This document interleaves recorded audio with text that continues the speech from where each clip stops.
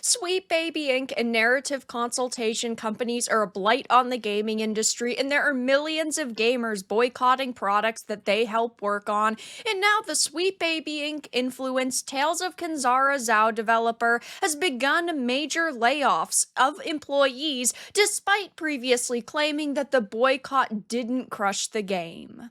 I have a few different things to show off, but before we get into the topic, if you enjoy the content I create, check out the links in the description, join the community in my live streams, and consider supporting through Patreon or YouTube memberships. Now, we have seen studio after studio either close down or go through massive layoffs because of narrative consultation companies. Look at something like Forspoken with Black Girl Gamers. Now, of course, we're dealing with Tales of Kenzara Zhao's developer because of Sweet Baby Inc. Companies need to realize that people are not purchasing products that have these companies affiliated with them. But of course, these individuals don't care. If we look at Zhao for just a moment, specifically, Sweet Baby's Kim Belair and several other people were, digging their claws into this game before development even started from the get-go. They were affiliated with this game. It's not like they were just doing consulting work after the product was done.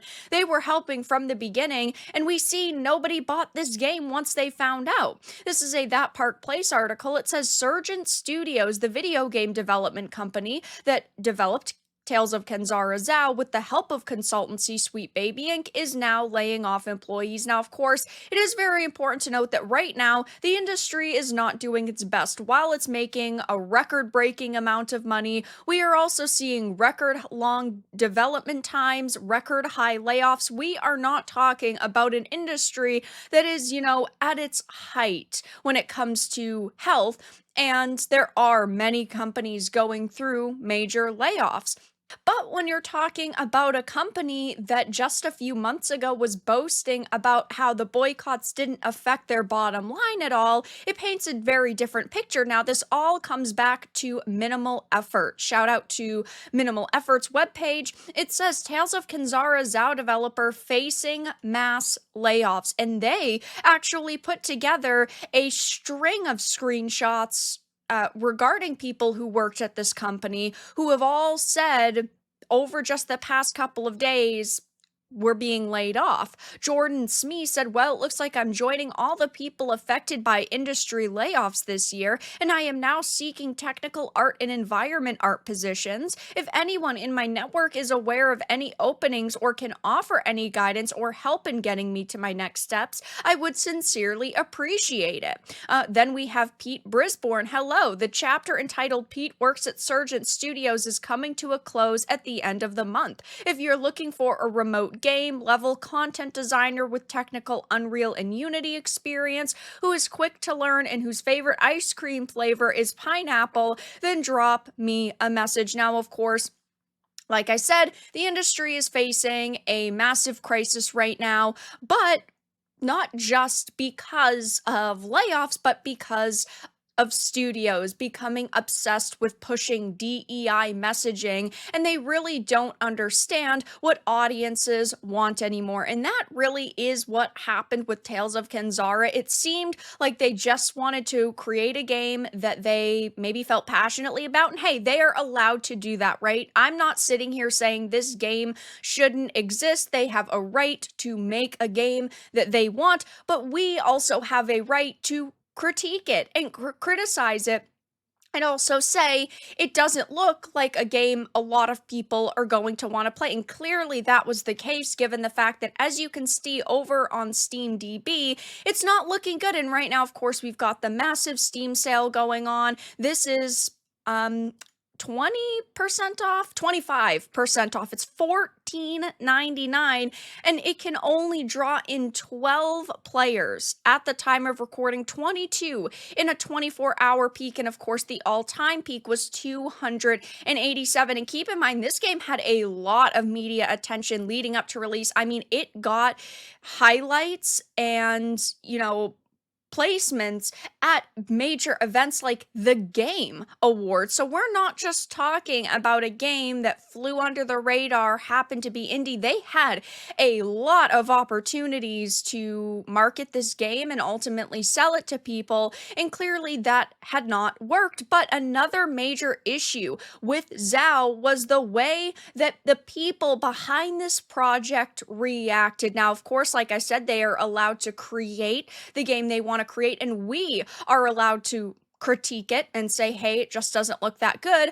But the problem was the way that the game's director had initially attacked us simply for criticizing this project. I mean, we are not talking about behavior that should be coming from a game director. He straight up said, why drop the price of your game? It's our way of making a statement in the face of targeted harassment. When we hear the word diversity, we think about race or gender as the only factors, and this is a very narrow and honestly uneducated interpretation of what diversity can mean. It can also be incredibly closely linked to our socioeconomic positions and the issues we face globally. He talks about, as a business owner, at this stage, the pricing of Zhao is the only aspect I can use to take action, even if this is a difficult thing to orchestrate, especially while being respectful to our partners. But you aren't very respectful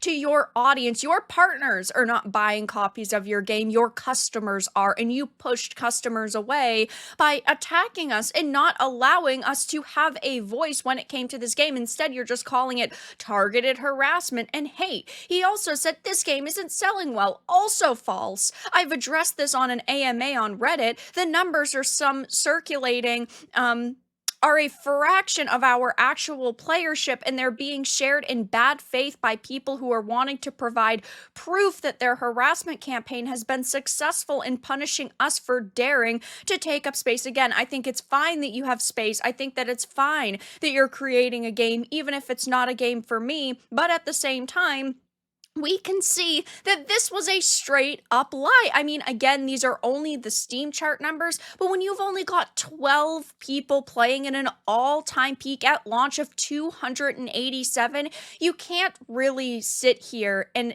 make us believe that the console numbers were drastically higher, that we're talking about hundreds of thousands of people playing. And ultimately, now that we see the layoffs, that's clearly not the case, or else you'd have all these people staying on your team in order to continue to make new content. So the whole situation surrounding Zhao from the get-go was not positive for them. They did not create a game that had mass appeal, and then instead of just accepting the fact that, hey, this game isn't selling well, they decided to lie to us, gaslight us, and try to say, oh no, it did sell well. You guys are just using this false information for your harassment campaign, and then did not even address the fact that their partners, aka Sweet Baby Inc., were a major reason why this game did not sell. Companies are going to have to realize really freaking quickly that when people see narrative consultation companies working on a project,